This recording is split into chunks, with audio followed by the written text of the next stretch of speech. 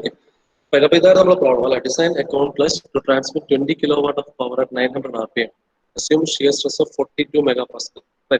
ഇത്രയും കാര്യങ്ങൾ തന്നിട്ടുള്ളൂ. പവർ തന്നിട്ടുണ്ടായിരുന്നു, RPM തന്നിട്ടുണ്ടായിരുന്നു, ഷിയർ സ്ട്രെസ് വാല്യൂ തന്നിട്ടുണ്ട്. റൈറ്റ്. സോ ഇത്രയും വാല്യൂസ് ബേസ് ചെയ്തിട്ട് ഡിസൈൻ കോംപ്ലക്സ്. റൈറ്റ്. സോ ഇതിൽ നിന്ന് നമുക്ക് ഡയറക്റ്റ് ആദ്യം കിട്ടാവുന്ന ഒരു കാര്യം എന്ന് വെച്ചാൽ ഡയമീറ്റർ ഓഫ് ദ ഷാഫ്റ്റ് ആണ്. റൈറ്റ്. ഓക്കെ. അതിന്റെ പ്രൊസീജിയർ കംപ്ലീറ്റ് ചെയ്ത് സോൾവ് ചെയ്ത സാധനം ഇവിടെ ഷെയർ ചെയ്തിട്ടുണ്ട്. കാണുന്നില്ല അല്ലേ? കാണാൻ കുഴപ്പമില്ലല്ലോ. ശ്രദ്ധിച്ച് നോക്കേണ്ടി വരും, അല്ലെങ്കിൽ ഫുൾ സ്ക്രീൻ ആക്കേണ്ടി വരും.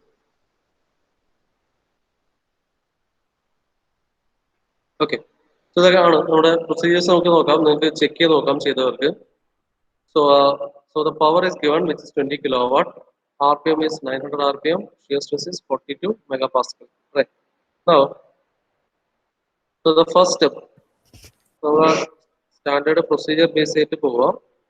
അതേ പ്രൊസീജിയർ, അതേ സ്റ്റെപ്സ്, അതേ ഓർഡറിൽ തന്നെ പ്രൊസീഡ് ചെയ്താൽ മതി. ഓക്കെ. സോ ഫസ്റ്റ് സ്റ്റെപ്പ് എടുക്കുമ്പോ മീറ്ററിലാക്കിട്ട് എടുക്കണ്ടേ?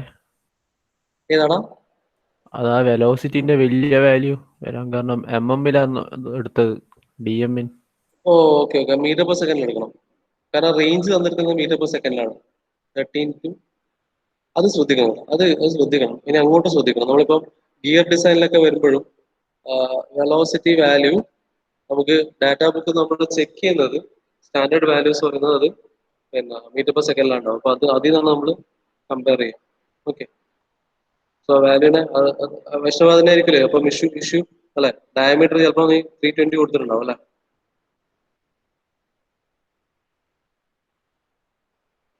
വൈഷ്ണവ്, ഇതാണോ പ്രശ്നം? ഓക്കെ. അത് മാറ്റി ആ റേഞ്ചിലേക്ക് കൊണ്ടുവന്നാൽ മതി. ഓക്കെ. സോറി. ഓക്കെ, നന്നായി ചെയ്തോണ്ട് നിങ്ങൾ ആ എറർ ഇപ്പൊ തന്നെ ക്ലിയർ ചെയ്ത് പോവാം. ഓക്കെ.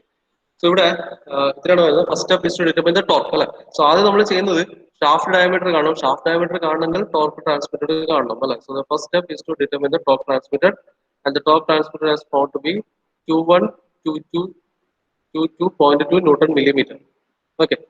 അത് ഞാൻ ഈ ഡയറക്റ്റ് ഈ ഒരു ഇക്വേഷൻ ഇട്ടുണ്ടോ, ഞാൻ 9.55 × 10⁶ × P ഡിവൈഡ് ബൈ നമ്മൾ ഡാറ്റാ ബുക്കിൽ ഇക്വേഷൻ യൂസ് ചെയ്യുകയാണെങ്കിൽ ഡയറക്റ്റ് ന്യൂട്ടൺ മില്ലിമീറ്ററിൽ കിട്ടും. ഇങ്ങനെ ചെയ്യണമെന്നില്ല. നമുക്ക് സാധാരണ അറിയുന്ന പോലെ തന്നെ T = 60 P divide by 2πn ചെയ്താലും മതി. ചെയ്ത് കഴിഞ്ഞാൽ പക്ഷെ അത് ന്യൂട്ടൺ മീറ്ററിലായിരിക്കും, അതിനെ ന്യൂട്ടൺ മില്ലിമീറ്ററിലേക്ക് കൺവേർട്ട് ചെയ്യാം. അത്രേ ഉള്ളൂ. Okay. Solving you'll get shaft diameter. Shaft diameter value is then standardized, and standardized value is found to be 32 mm. Okay. So then mean diameter. Mean diameter നമ്മൾ പറഞ്ഞു നമുക്കൊരു വിത്തിൻ ദ റേഞ്ച് ആ value എടുക്കാം. ഞാൻ maximum value എടുത്തത് 10D എടുത്തു. And the value is 0.320 mm അല്ലെങ്കിൽ 0.320 മീറ്ററിലേക്ക് convert ചെയ്തു. വെറുതെ കൊണ്ടല്ല, വെലോസിറ്റി കണ്ടെത്താൻ വേണ്ടിയിട്ടായിരുന്നു. Axle velocity in terms of metre per second കിട്ടാൻ വേണ്ടിയിട്ടായിരുന്നു അതിനെ 0.320 മീറ്ററിലേക്ക് മാറ്റിയത്. ഓക്കെ. സോ അപ്പം substituting in the velocity equation എനിക്ക് എന്ത് കിട്ടി? I'll get the velocity value is 15.07 meter per second എന്ന് കിട്ടും. ഓക്കെ. ചെക്ക് ചെയ്ത് നോക്കുകയാണെങ്കിൽ that value is coming between 13 and 25. That means the value is safe. Velocity value safe ആണ്. നമുക്ക് അടുത്ത സ്റ്റെപ്പിലേക്ക് പോവാം. എന്തായിരുന്നു? അപ്പോൾ നമ്മളിവിടെ സ്റ്റാൻഡേർഡ് കാര്യങ്ങൾ ഡയമീറ്റർ കണ്ടെത്തി. അതിനുശേഷം പിന്നെ എന്താണ് മെറ്റീരിയൽ എടുക്കണം അല്ലെ. മെറ്റീരിയൽ എടുക്കുന്നത് തന്നെ നമുക്ക് അവിടുത്തെ കോഎഫിഷ്യന്റ് ഓഫ് ഫ്രിക്ഷനും അതുപോലെ തന്നെ ആക്സിയൽ പ്രഷർ വാല്യൂയും കിട്ടാൻ വേണ്ടിയിട്ടാണ് അല്ലെ. സോ എന്താ ടൈപ്പ് മെറ്റീരിയൽ തന്നിട്ടില്ല. ഞാൻ നിങ്ങളോട് പറഞ്ഞിരുന്നു തോന്നുന്നു ലെതർ മെറ്റീരിയൽ എടുക്കാം. ഓക്കെ. ഏത് മെറ്റീരിയൽ നിങ്ങൾ എടുത്താലും കുഴപ്പമില്ല. അതിനനുസരിച്ച് കോഎഫിഷ്യന്റ് ഓഫ് ഫ്രിക്ഷൻ അതിനനുസരിച്ച് ബാക്കിയുള്ള വാല്യൂസ് നിങ്ങൾ എടുക്കുന്നതും ഫൈനൽ ആൻസറിൽ ചെറിയ വേരിയേഷൻസ് വരും. ഓക്കെ. സോ ഇവിടെ എടുത്തിരിക്കുന്നത് ലെതർ ആണ്. ലെതർ പീസ് ലൈനിങ് എടുത്തു on cast iron. Okay. On cast iron അത് എടുക്കുകയാണെങ്കിൽ your coefficient of friction mu value is 0.14 and your pressure is 0.18 MPa. Okay. Similarly, semicon angle values തന്നിട്ടില്ല. അപ്പൊ നമുക്ക് സ്റ്റാൻഡേർഡ് വാല്യൂ എടുക്കാം. In case it is not given, പറഞ്ഞിട്ടുണ്ടായിരുന്ന കഴിഞ്ഞ ക്ലാസ്സിൽ alpha value 12.5 degree എടുക്കാം. ഓക്കെ. സോ 12.5 ഡിഗ്രി എടുത്തു. Using all these values ഇതെല്ലാം നമുക്ക് ആവശ്യമുണ്ട്. എന്തിനാ? ഇവിടുത്തെ ഫേസ് വിഡ്ത്ത് കണ്ടെത്താൻ. So using this equation for power. Okay. പവറിന്റെ ഇക്വേഷൻ യൂസ് ചെയ്ത് കഴിഞ്ഞാൽ എല്ലാ വാല്യൂ സബ്സ്റ്റിറ്റ്യൂട്ട് ചെയ്താൽ you will get the value for P and the value is approximated to 53 mm. Okay. 53 mm ആണ് അതിന്റെ ഫേസ് വിഡ്ത്ത് വരുന്നത്.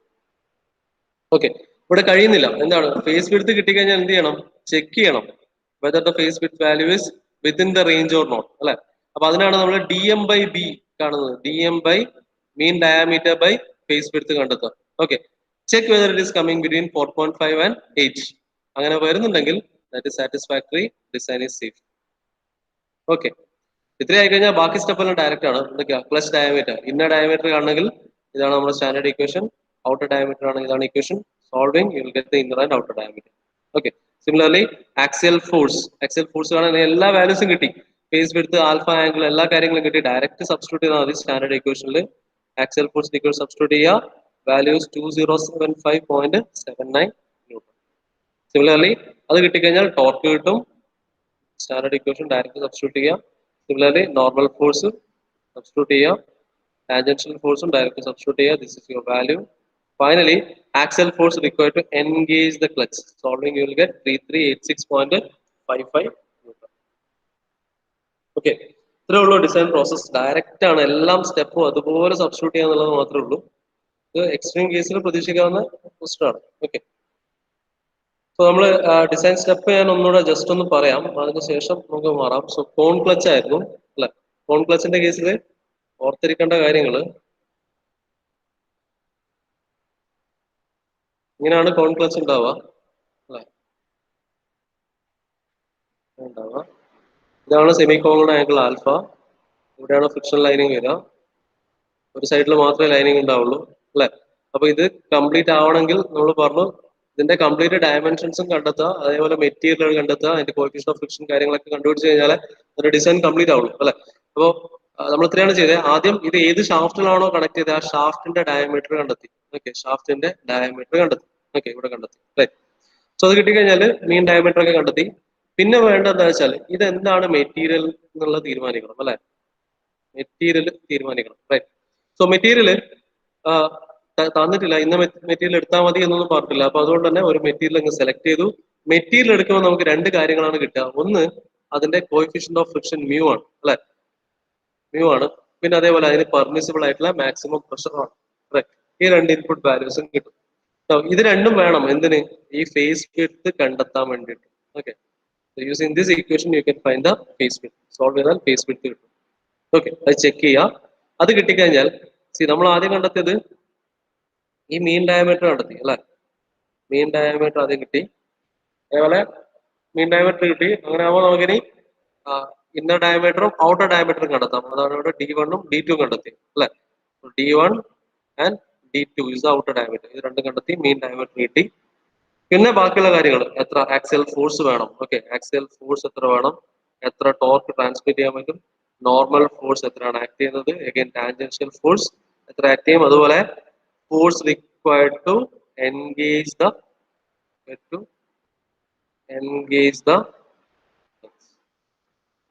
ഇത്രയും കാര്യങ്ങളുണ്ട്. ക്ലിയർ അല്ലേ? ഡയമെൻഷൻസ് കണ്ടെത്തുക, പിന്നെ ബാക്കി forces and forces, torque, normal force, tangential force, and the force required to increase the clutch. ഇത്രയും കാര്യങ്ങളായാൽ your design procedure is complete.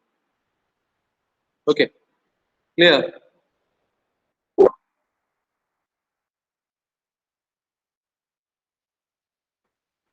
സാറേ PDF ഒന്ന് ഗ്രൂപ്പിൽ ഇടുക.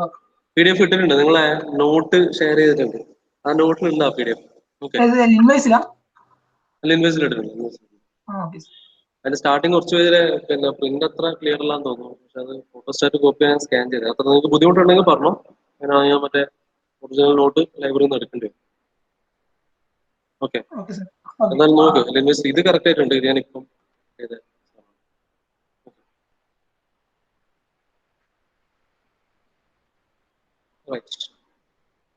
അപ്പൊ ഇത് പിന്നെ ഒരു കാര്യം കൂടെ, ഞാൻ ഇതേ ക്വസ്റ്റ്യൻ തന്നെ നിങ്ങളെ തേർഡ് അസൈൻമെന്റിലേക്ക് കിട്ടിട്ടില്ല.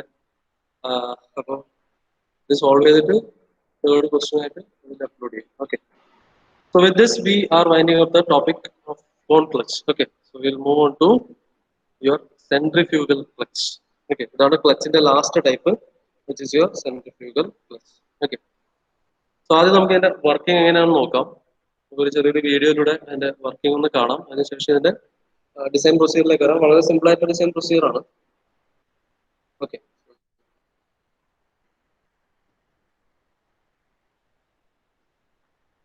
സൗണ്ട് കേൾക്കുന്നില്ലെങ്കിൽ പറയണേ.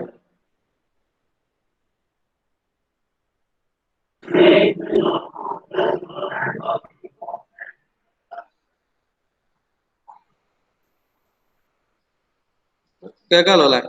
ഇല്ല കേൾക്കുന്നില്ല? ഇല്ല. സെക്കൻഡ്.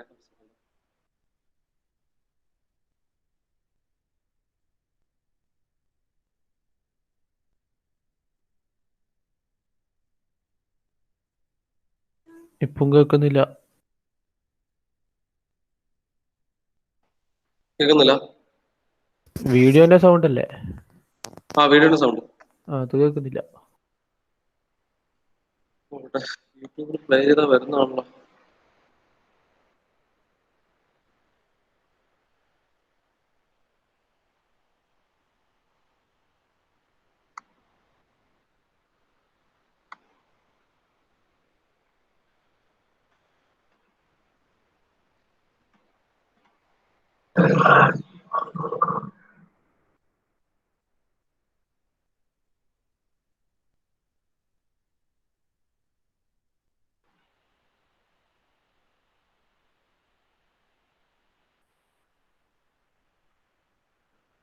കേൾക്കുന്നുണ്ടായിരുന്നോ?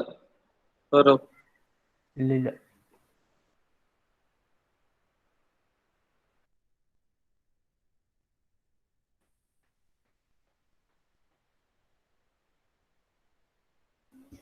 ഇല്ല സാർ കേൾക്കുന്നില്ല.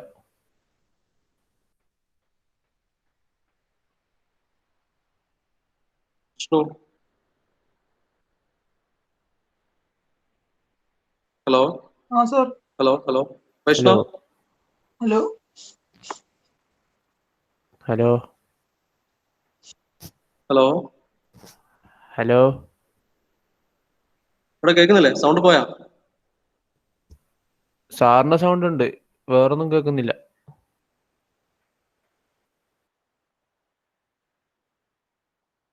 ഓരോ ഹലോ സാർ വീഡിയോന്റെ സൗണ്ട് ഇല്ല, സാറ് പറയുന്നത് കേൾക്കുന്നുണ്ട്.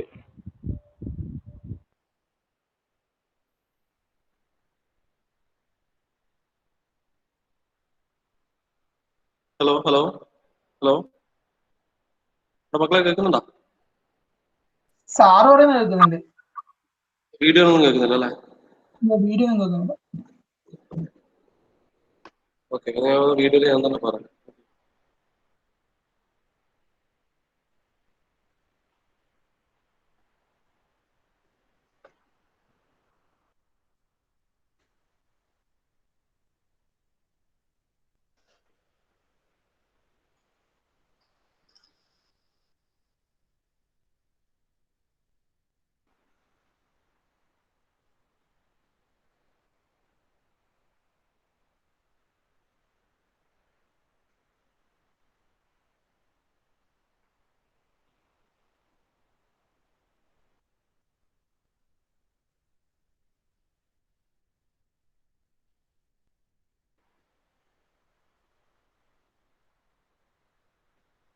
ഓക്കെ, സോ ബേസിക്കലി സെൻട്രിഫ്യൂഗൽ പ്രസിന്റെ ഏറ്റവും ഫണ്ടമെന്റൽ പ്രിൻസിപ്പിൾ എന്ന് പറയുന്നത് സെൻട്രിഫ്യൂഗൽ ഫോഴ്സ് ആണ്.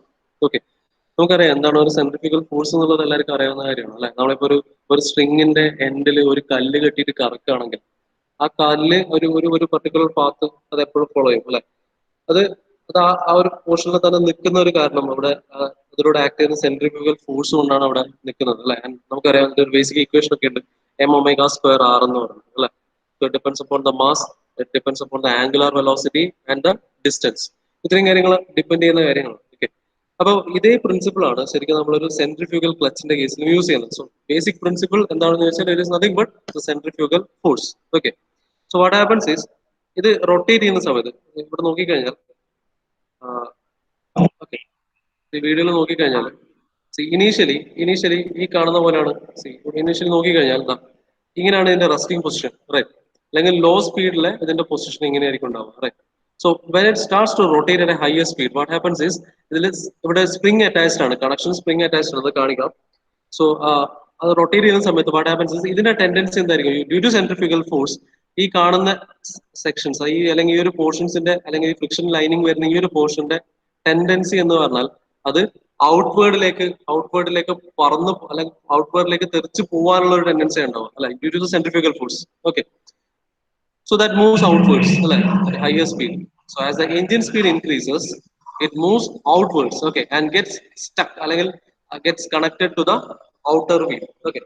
അപ്പോൾ അതോടുകൂടി this motion gets transmitted. അത് എങ്ങനെയാണെന്ന് ട്രാൻസ്മിറ്റ് ചെയ്യുന്നത് നമുക്ക് ഡീറ്റെയിൽ ആയിട്ട് ഇവിടെ കാണാം, okay.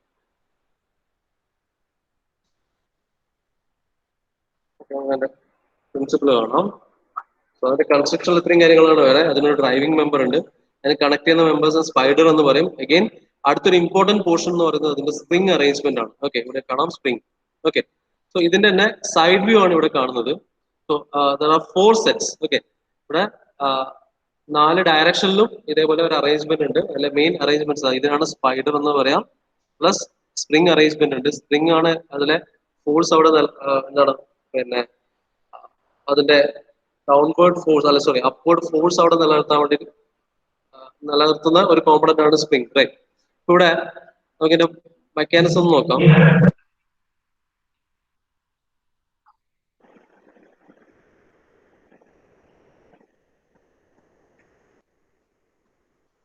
ഓക്കെ, ഇതാണ് basic working. It is rotating lower സ്പീഡിൽ റൊട്ടേറ്റ് ചെയ്യുന്ന സമയത്ത് ഒരു കാഷ്വൽ ആയിട്ട് റൊട്ടേഷൻ ആണ് നടക്കുക, right. So now when the speed increases you can see it moves outwards due to the centrifugal force, അല്ലെ. അത് outwards ലേക്ക് മൂവ് ചെയ്യും centrifugal force and get attached with the inner surface, inner friction lining of the outer portion, okay.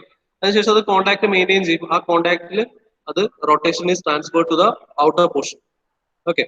Now when speed reduces, speed reduce ചെയ്യുന്ന സമയത്ത് നമ്മുടെ spring force dominate ചെയ്യും. Centrifugal ഫോഴ്സിനേക്കാൾ കൂടുതൽ spring force ആവും. അപ്പോൾ തിരിച്ച് പഴയ പൊസിഷനിലേക്ക് വരും, ഓക്കെ. അപ്പൊ 2 കാര്യങ്ങളാണ് ഇതിൽ വരിക. ഒന്ന് centrifugal force is greater than the spring force, okay. എപ്പോഴാണോ സെൻട്രിഫ്യൂഗൽ ഫോഴ്സ് സ്പ്രിംഗ് ഫോഴ്സിനേക്കാളും ഗ്രേറ്റർ ആവുന്നത് അപ്പോഴാണ് ഇത് പോയിട്ട് ഔട്ടർ വാളിന് അറ്റാച്ച്ഡ് ആയിട്ട് നിൽക്കുക. അത് എപ്പോഴാണ് സംഭവിക്കുക? When the speed is higher, rotating speed is higher. ഇനി റൊട്ടേറ്റിംഗ് സ്പീഡ് കുറയുന്ന സമയത്ത് എന്ത് സംഭവിക്കും? സെൻട്രിഫ്യൂഗൽ ഫോഴ്സ് കുറയും. അപ്പോൾ സ്പ്രിംഗ് ഫോഴ്സ് അവിടെ ഡോമിനേറ്റ് ചെയ്യും and then it moves downwards and connection disconnected ആവും, ഓക്കെ. സോ ഇതാണ് നോർമലി നമ്മുടെ ചെറിയ സ്കൂട്ടേഴ്സും കാര്യങ്ങളൊക്കെ യൂസ് ചെയ്യുന്ന ഒരു മെക്കാനിസം. കണ്ടിന്യൂസ് വർക്കിംഗ് വരുന്ന കേസുകളിലൊക്കെ നമ്മൾ യൂസ് ചെയ്യുന്ന മെക്കാനിസം ആണ് അത്, ഓക്കെ. the basic advantages ഇതൊക്കെയാണ്. അത് സിമ്പിൾ കൺസ്ട്രക്ഷൻ ആണ്. Maintenance required is very less and it is affordable. അപ്പോൾ അതുകൊണ്ടാണ് നമ്മൾ ഏറ്റവും ചെറിയ കേസുകളിലൊക്കെ സ്കൂട്ടേഴ്സിലൊക്കെ യൂസ് ചെയ്യുന്നത്, okay. And it is automatic. when coming to the limitations, വരുന്നൊരു മെയിൻ ലിമിറ്റേഷൻ സ്ലിപ്പിംഗ് ആണ്, followed by the power loss.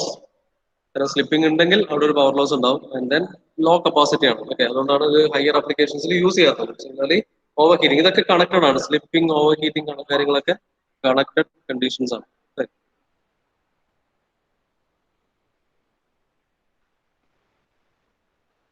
Okay, so that is the basic principle behind the centrifugal press, okay. ഞാൻ വീഡിയോന്റെ ലിങ്കും share ചെയ്യാം, okay. ഇത്രേ ഉള്ളൂ. So basic construction നോക്കിക്കഴിഞ്ഞാൽ ഇത്രയും കാര്യങ്ങൾ മാത്രമേ നമുക്ക് ഒരു സെൻട്രിഫ്യൂഗൽ പ്രസ്സിന്റെ കേസിൽ നോക്കാനുള്ളൂ. എന്തൊക്കെയാണ്? It is having a spring arrangement. Spring ആണ് ഇതിന്റെ one of the important portion. Then friction lining, outer പോർഷനിൽ friction lining and then the spider arrangement. അതിന്റെ മുകളിലാണ് ഇത് അറ്റാച്ച് ചെയ്തിരിക്കുന്നത്. ദെൻ basically നമുക്ക് എന്തുണ്ടാവും? ഒരു ഡ്രിവൺ ഷാഫ്റ്റ് ഉണ്ടാവും, അതേപോലെ ഡ്രൈവിംഗ് ഷാഫ്റ്റ് ഉണ്ടാവും, okay. So the purpose of this clutch is to connect the driving shaft with the driven shaft, right. So ഇതാണ് ഇന്നർ പോർഷനിൽ when this gets connected with this portion എന്താവും? the motion is transferred to the driven shaft, okay, this shaft, okay. motion gets transferred to the driven shaft, okay. So the basic principle is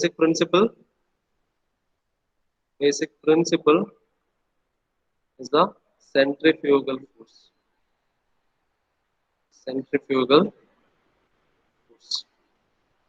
Okay, so basically രണ്ട് forces ആണ് ഇവിടെ act ചെയ്യുന്നത്. One is your centrifugal force which is acting outwards, okay. Outward act in the centrifugal force. Similarly, there is a spring force which is നമ്മൾ ഇത് spring ഇതാണ് അതിന്റെ rest position.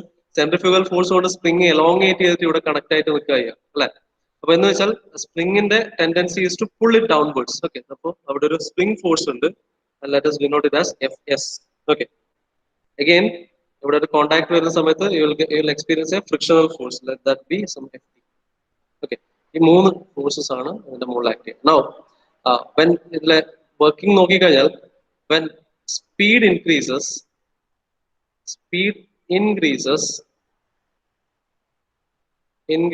what happens is your centrifugal force increases, right? So when centrifugal force increases, that becomes your centrifugal force becomes greater than the spring force. What happens is engagement happens. Engagement occurs. Okay. Now when speed decreases,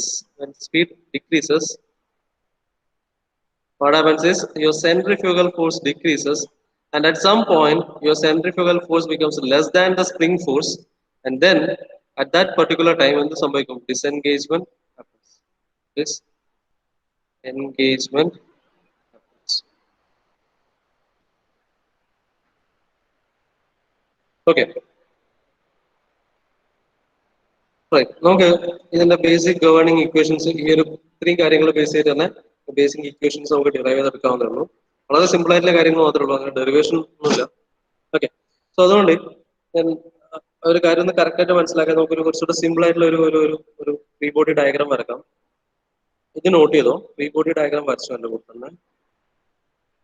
okay. So let this be your outer surface.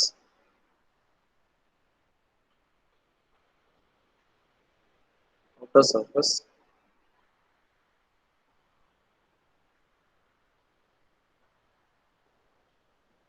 Okay.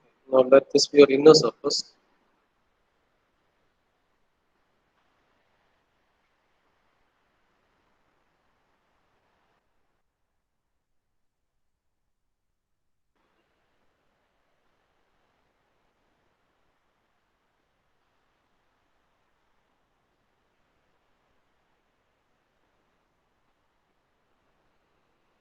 Okay, inner surface. Right. Let this angle be theta. Okay. So friction lining with the inner surface. Right. Now there are three forces acting. നേരത്തെ ഞാൻ പറഞ്ഞ അതേ മൂന്ന് forces ഞാൻ ഇവിടെ represent ചെയ്യാണ്.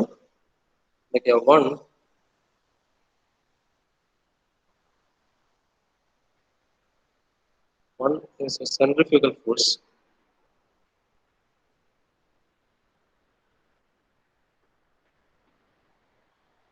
This is acting upward direction, and the other one is a spring force, which is acting in downward direction. കൂടാതെ will experience a tangential force, the frictional force. Okay, tangential frictional force. That is represented as F frictional force. Okay. Now let this distance from the center to the outer B R. This outer, this distance be capital R. Okay. And let this be the centroid.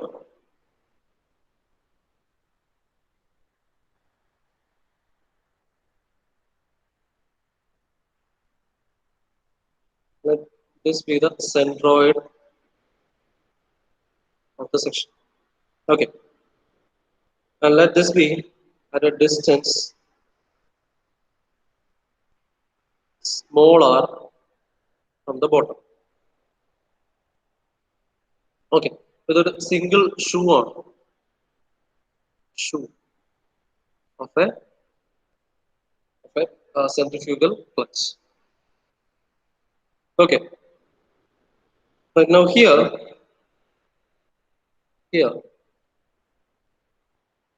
the centrifugal force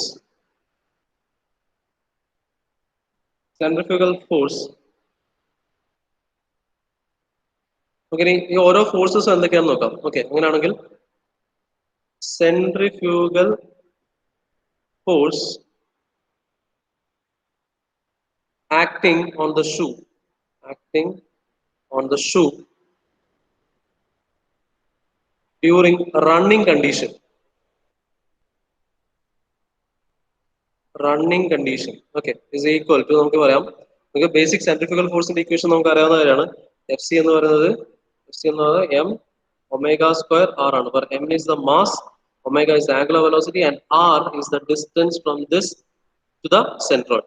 Okay, centroidലേക്കുള്ള distance ആണ് r. Okay, now similarly അങ്ങനെയാണെങ്കിൽ the spring force, okay, അങ്ങനെയാണെങ്കിൽ second one is your spring force, right? Then the spring force acting on the shoe, spring force acting on the shoe at the beginning of the engagement, at the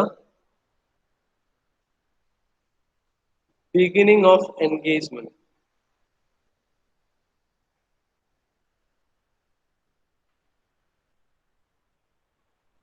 okay, this is your invert force, like Fs is equal to m omega 1 square r. എന്താണ് difference എന്ന് പറയാം.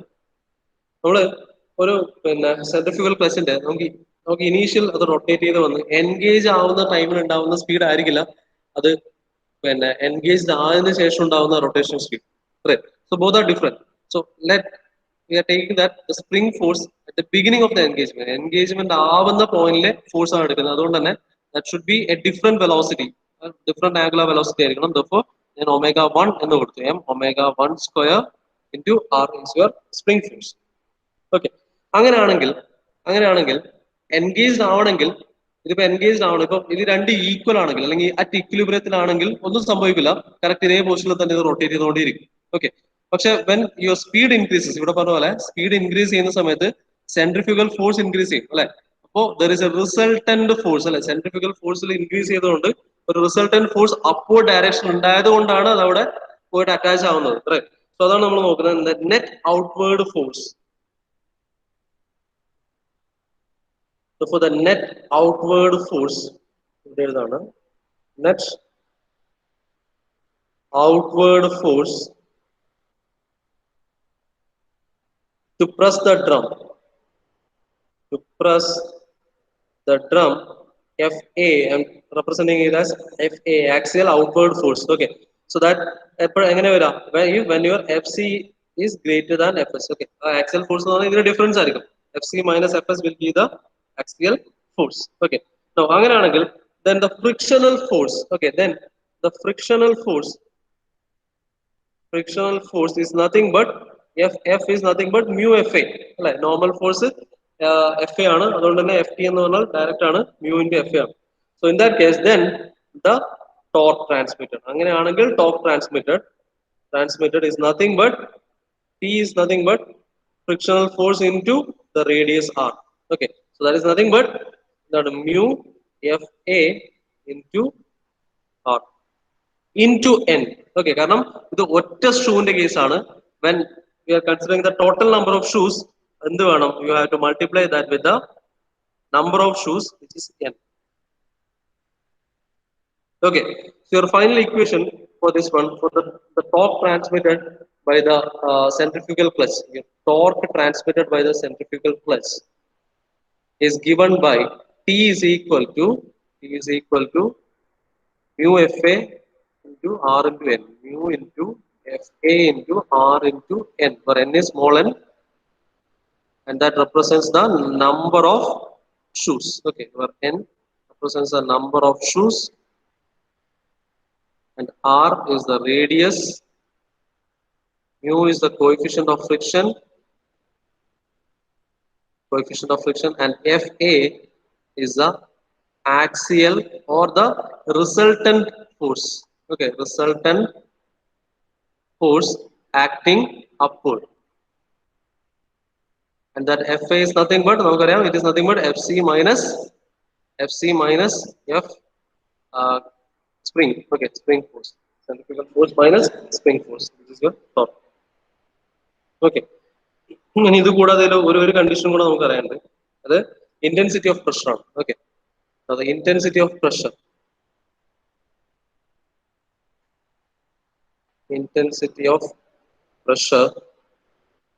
P is nothing but your net outward force.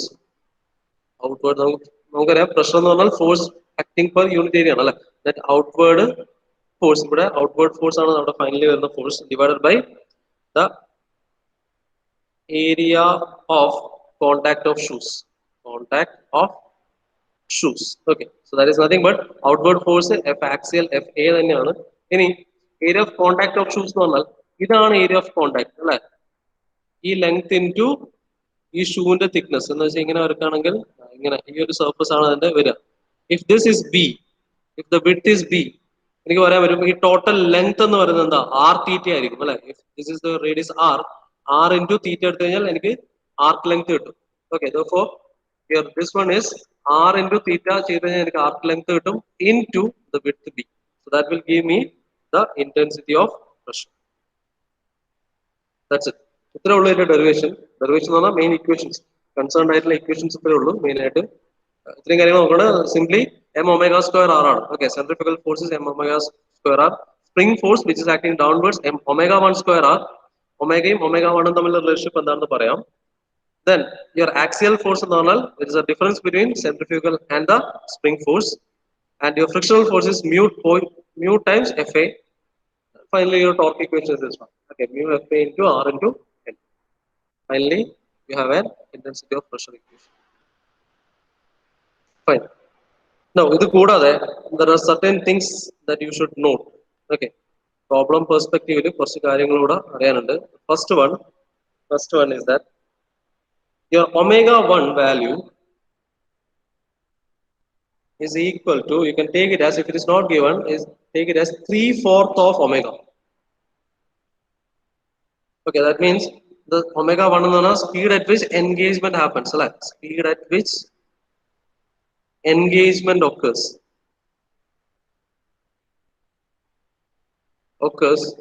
and omega is the running speed. Okay, so you can take omega 1 is equal to 3/4 of omega if nothing is given.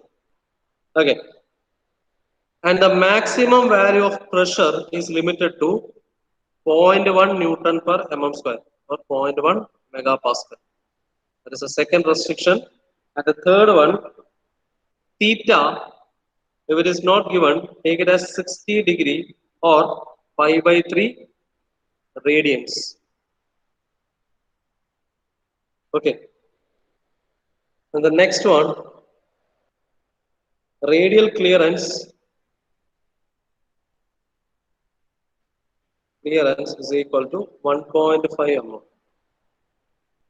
Radial clearance on initially ഇത് വെക്കുന്ന distance. Okay, ഈ distance free ആയിട്ട് വെക്കുന്ന distance maximum 1.5 mm. Okay. Okay, so these are the four important things that you should keep in mind. Okay, one is omega 1 is equal to 3/4 of omega, maximum pressure is 0.1 Newton per mm square, and theta value is pi by 3 radians. Okay, clear ആണോ ഇതുവരെ?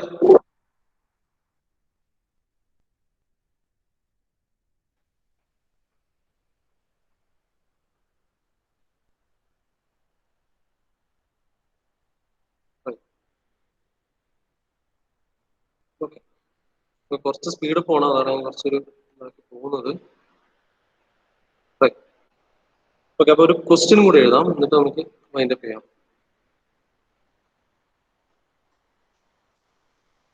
ഒരു question എഴുതാം. ഇതിന്റെ പ്രോബ്ലംസും simple ആണ്. ഈ basic ഈ ഒറ്റ കാര്യം മാത്രം വെച്ചിട്ട് ചെയ്യേണ്ട പ്രോബ്ലം ഉള്ളൂ. Right on the problem.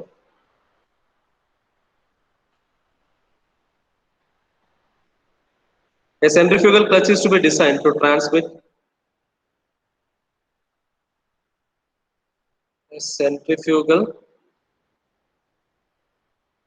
clutch is to be designed to transmit 15 kilowatt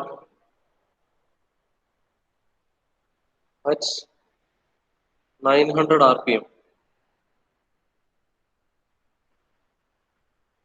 The clutch has 4 shoes.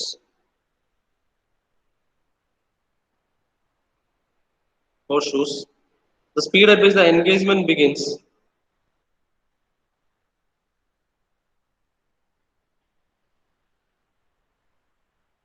the engagement begins is 3/4 of the running speed.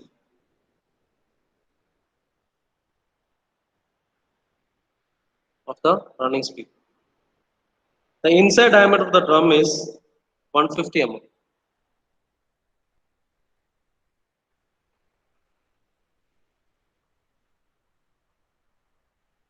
Of drum is 150 mm. The shoes are lined with Ferrodo.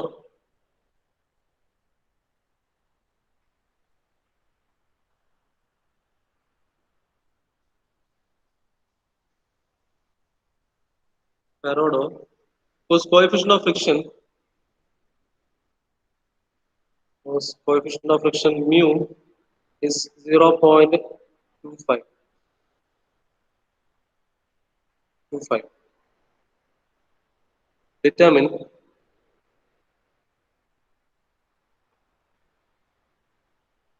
mass of the shoe.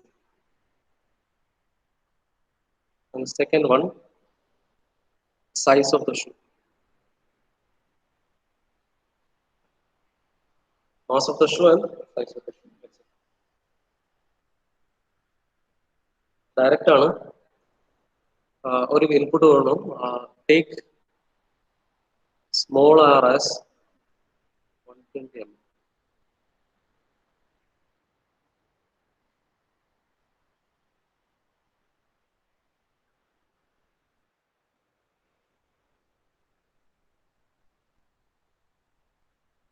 ഇത് inside diameter അല്ല, inside radius ആയിരുന്നു. Inside radius of the drum. Capital r is 150. അതുപോലെ small r 120. Okay, small r second 120. ഇത്രയും input values വെച്ചിട്ട് problem ചെയ്യാവുന്നേ ഉള്ളൂ. ഒറ്റ കാര്യമുള്ളൂ, ഇത് ചെയ്യാൻ ഡയറക്റ്റ് ആണ്. ഞാൻ എൻ്റെ ഹിന്റ് പറയാം. ഇവിടെ നമുക്കിവിടെ തന്നിരിക്കുന്നത് പവറും തന്നിട്ടുണ്ട്, ആർ പി തന്നിട്ടുണ്ട്, ടോർക്ക് കണ്ടെത്താം. സോൾവ് ചെയ്താൽ ടോർക്ക് കിട്ടും. അഗൈൻ ടോർക്കിന് നമുക്കിവിടെ സ്റ്റാൻഡേർഡ് ഇക്വേഷൻ ഉണ്ട്. എന്താണ്? Mu into F A into r into N. Mu F A into r into N. Okay, so രണ്ട് ടോർക്ക് ഇക്വേഷൻസ് ഉണ്ട്. രണ്ട് ഇക്വേറ്റ് ചെയ്ത് കഴിഞ്ഞാൽ മാസ് കിട്ടിക്കഴിഞ്ഞാൽ സൈസ് ഓഫ് ദ ഷൂ അതുപോലെ തന്നെ കണ്ടെത്താം. പ്രഷർ ഇക്വേഷൻ ബേസ് ചെയ്ത് ഇക്വേറ്റ് ചെയ്യാം. മാക്സിമം വാല്യൂ ഓഫ് പ്രഷർ പറഞ്ഞിട്ടുണ്ട്, it is restricted to 0.1. Equate ചെയ്ത് കഴിഞ്ഞാൽ സൈസ് ഓഫ് ദ ഷൂ കിട്ടും. സിമ്പിൾ ആണ്, ഒന്ന് ട്രൈ ചെയ്യാം. തീർത്താൽ അത്രയും നല്ലത്. നമുക്ക് അതിന്റെ ചെയ്യാം.